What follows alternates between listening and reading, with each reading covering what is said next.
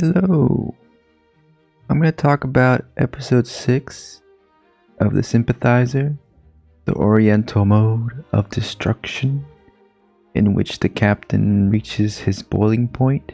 It's mostly closing off some of the character arcs here in preparation for next week's episode, which surely will be more bombastic, though we did have a pretty intense climax. You've watched it, right? Let's get into the breakdown. Boiler mode activated. Here we go. We start off where we left off from last episode. The captain is visiting the training grounds. Captain here is trying to figure out how soon they're going to launch this operation. He's mostly worried that his friend Bone is going to go on this recon mission. He knows it's only going to get him killed. But Bone is pretty into this military training, even showing these soldiers how to detect whether someone's alive or not. All you gotta do is poke their eye. If they squirm, they're alive. General gives a rousing anti-communist speech atop a Coke box, which foreshadows a certain Coca-Cola can to come. Also a potent symbol of American capitalism. Here the general voices some concerns with Sonny's reporting and reveals that this organization is recognized as a charitable organization, a non-profit of former soldiers offering humanitarian aid, so they can get some tax-deductible donations from certain donors. Gets the captain to sniff out the money trail, which leads to, you guessed it, this congressman and Claude. And so the captain goes and tries to infiltrate. He's hoping to get more info, more proof. He's invited to this donor party and meets the congressman's wife, who happens to be an expat from Cuba. She seems to be upset about the restrictive campaign laws. The captain points out that at least it's not restrictive enough to prevent them from donating to certain causes. For example, the General's benevolent fraternity of soldiers going into Vietnam. But now he knows where the list of donors can be found. Then the captain visits Lana and they talk about fantasizing about killing people, which gets Captain to reveal that he's had thoughts about killing a certain someone who stole his girlfriend. Back in the prison camp, the commandant asks why he's even telling him this, and he says that he has to tell him what his mindset was at in regards to the general asking him to kill Sonny, or implying to kill Sonny. And, he found himself fantasizing about it, but he had to tell himself that he couldn't do it out of his own jealousy or emotion, and he can only do it under the general's command to maintain his cover. So he's so deep into his cover, he's becoming confused about his motivations and trying to make sure he's doing the right thing for the right reasons. And he wants to mend his relationship with Sonny a bit by giving him some info, hoping that if the LA Times could pick up the story, maybe it would put an end to the operation. But he can't actually reveal to Sonny he's a communist, so his excuse for helping out is he just doesn't want to see anybody in Vietnam die anymore. He wants the violence to be over. It feels like the general's mission will accomplish nothing but bloodshed. So Sonny agrees to take on the story, but he needs a paper trail, so the captain has to go back to the congressman's place to get pictures. On his way to the general, though, he notices that Claude is having a heated conversation with him. But it's hard to hear exactly what Claude is saying to the general. I think he's saying that he, thus the government, wants the general to get those soldiers on the plane as quickly as possible and get this mission started. But the general wants more time to train his soldiers. Claude doesn't seem to care, just wants it done quick, and tells him that how this relationship works is that the general has to listen to him and do whatever he says. Eat shit if he tells him to eat shit. The reporter's story is getting more attention. It's freaking people out in the government, the investors. If the general doesn't speed up the operation, looks like the funding is going to dry up. Bone decides to be part of this first group to go into Vietnam, and the captain's trying to talk him out of it, saying how this is stupid. Bond explains how his fellow soldiers feel emasculated and need this war to feel like men again. A lot of misogynistic excuses for why these men go home and abuse their wives. Bond, of course, feels compelled to help because he's lost his own wife and child. And not only does he want to avenge them, but it feels like the only way that he can heal these men's family life is by embarking on this mission and reclaiming his homeland, even if it means he has to die for it. These are all misguided justifications and a mix of emotions which Bowen can't see through, and the captain can't get through them.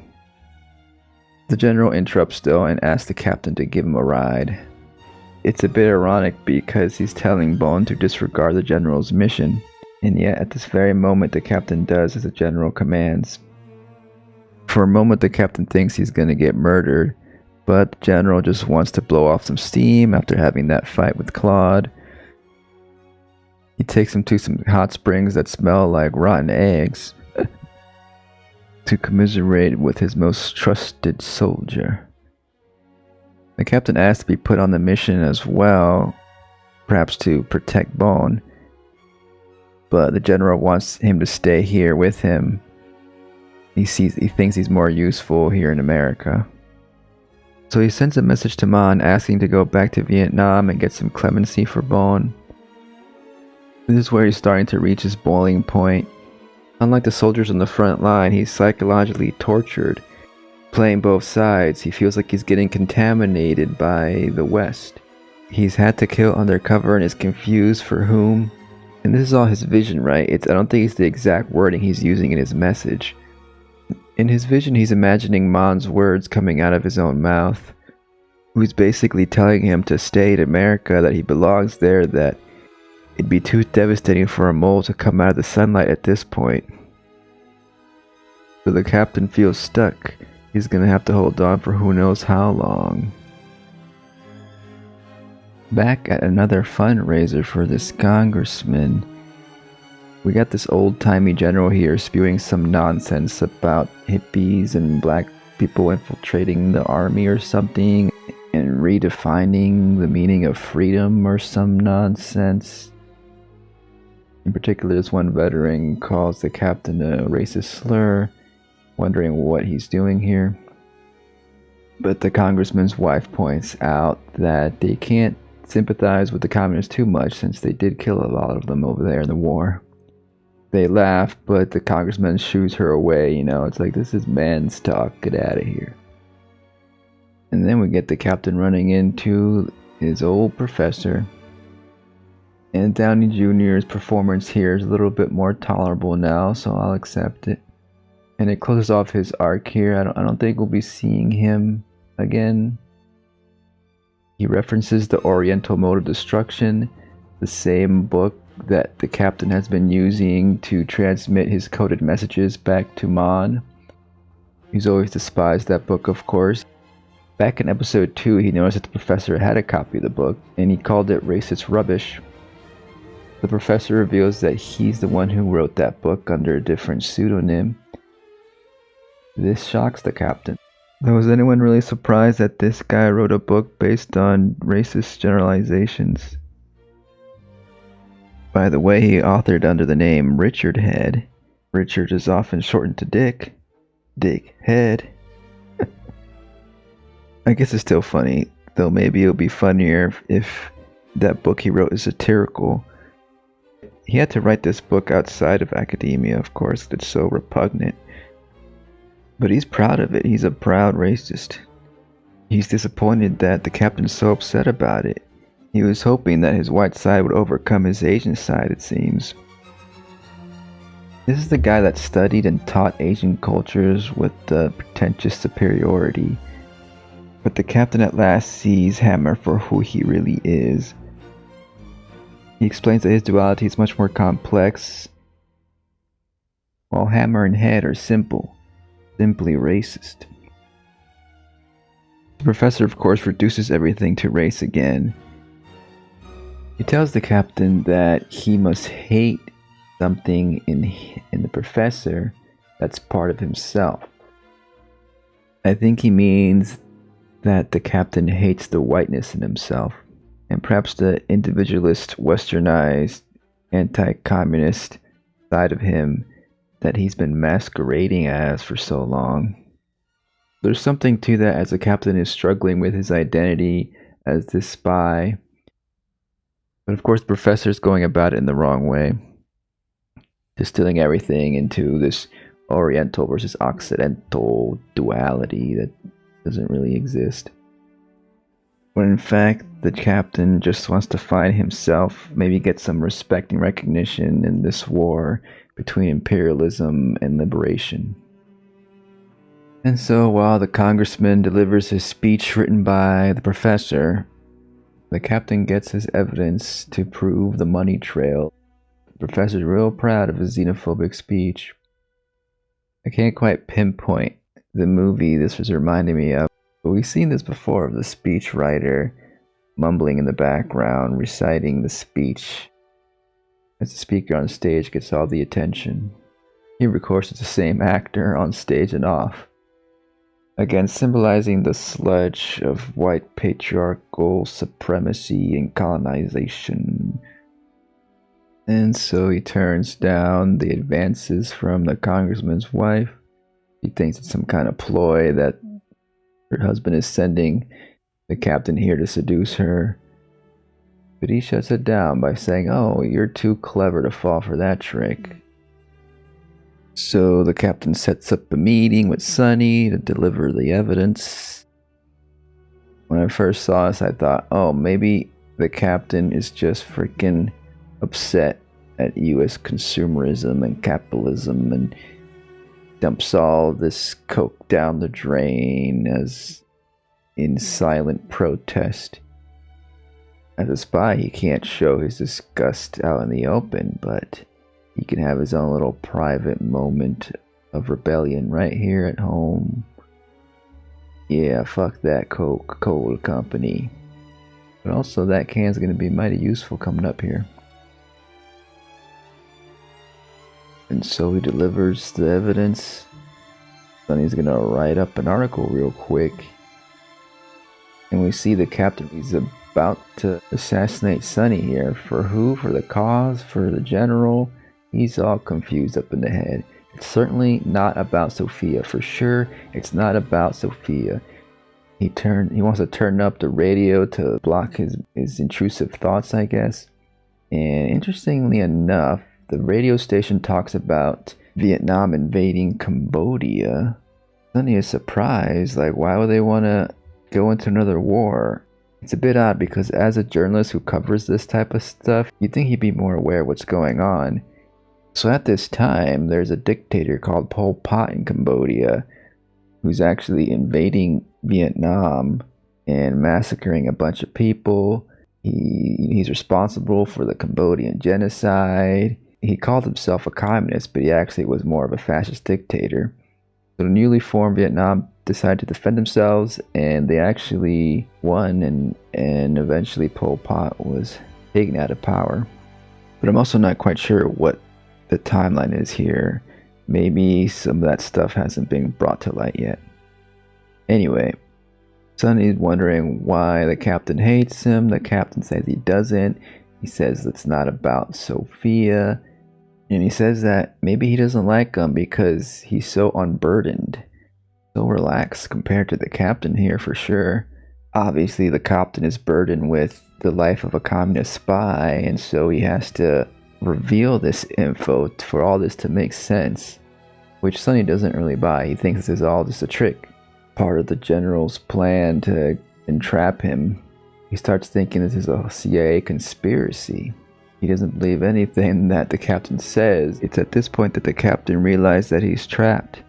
No matter what he says, what he does, he won't be believed. He's doomed and he can never connect with anyone. I mean, their relationship is irrevocably broken at this point. And he has to follow through with the general's mission to keep up the facade. And there's that Coca-Cola can once again with some slow-mo shooting. He missed, but not the second time, and definitely not the third. I think the captain's gotten used to killing now. I think he's becoming a monster, seemingly abandoned by his communist comrades to play the role of a racist serial killer at this point. Hey, he's using the tip that Bond taught him. Check the eye, make sure he's dead. He has to squeeze by this guy. You think this guy got a good look? I don't know. And so he takes the article and the pictures, all that with him, and sends it to the LA Times, but it never got published. What a tragedy. He suspects that either the LA Times didn't think it was important enough, or that the CIA got involved and they stopped the publication of the story. Here he's letting Bond know that he had to kill Sonny under the general's orders, and that he's accepted that Bond will go on this mission, agreeing that he needs this for his own sanity, I guess. He makes it clear that there's no omission or falsity in anything he wrote down. I don't know, he's already said beforehand that he's made up some stuff when he was in the room. We'll see what else he leaves out. Oh, and he finally got a response from Mon. Request denied. They want him to stay in the US. No traveling to Vietnam and no saving Bond. Of course he wants some elaboration, some more words to this letter. Especially because the commandant says that they don't know who this Mon person is. I'm starting to think that, oh shit, like, is the captain being played here? Was Mon a spy for the CIA the whole time or something? Something weird's going on. Or is he even talking to Mon at all at this point? Maybe all his messages are being infiltrated by somebody else, I don't know. He returns to Sophia, who's grieving after Sonny's death. And we get another little bombshell here. Sonny was telling Sophia about all the meetings he's had with the captain, and Sophia has figured out that he's been a spy this whole time, and that he's killed Sonny. She's covering for him only because she has some sympathy, I guess. The captain denies all this, but Sophia's pretty convinced. She's actually worried that she's gonna be next, and this fully devastates the captain. This whole spying stuff has led to mental unwellness, led him to murder more than once. He's losing the one person he had some intimacy with. So now the captain has to leave. He has to go on the suicide mission with Bond now. He stops by Lana's house. You think maybe he wants some comfort with another romantic interest? But this is the end for them. She's gonna remain more like a kid to him as he pecks her on the cheek and pats her on the head, which is certainly an awkward goodbye. Do not recommend. So he asks the general to be enlisted on this mission. He does see something else going on behind those eyes. Calls him a true American for having an ulterior motive. But for whatever reason he accepts. He gives Bone a haircut and tells him that he's going with him. And so they board the plane, ready to go back to take back the homeland. What exactly does the captain have in mind? Is he gonna maybe trick Bone into following him to some communist headquarters, be greeted with open arms? He's definitely looking out for his friend, showing him a photo of his wife and child to calm him down a bit. And guess who's tagging along? The ghost of Sonny and the Major. You think another ghost or two will join the gang next episode? No doubt things are gonna get messy in the finale. Looks like something's gonna go terribly wrong when this group of misguided soldiers lands and start fighting for glory. We got one left, and most of the storylines in the US have been wrapped up. I don't think we'll be seeing a lot of those characters again. Very much interested to see how the captain gets captured. Looks like no one's really gonna believe him, just like Sonny doesn't believe him when he comes out and reveals his true identity. I suspect things aren't going to go so well for Bond, and he won't be able to save him. I do wonder if the captain will heavily modify his ideology by the end, or if the show will end with a strong ideological political message, or be more ambiguous. I do hope it ends with more of that cinematic Park Chan-wook style we saw from the earlier episodes. Either way, I've been enjoying the show so far, and I'm really liking the character arc of the captain. So hopefully it sticks a landing. I'm looking forward to see how it ends. But that will do it for now. I'll see you next time under the moonlight. Bye.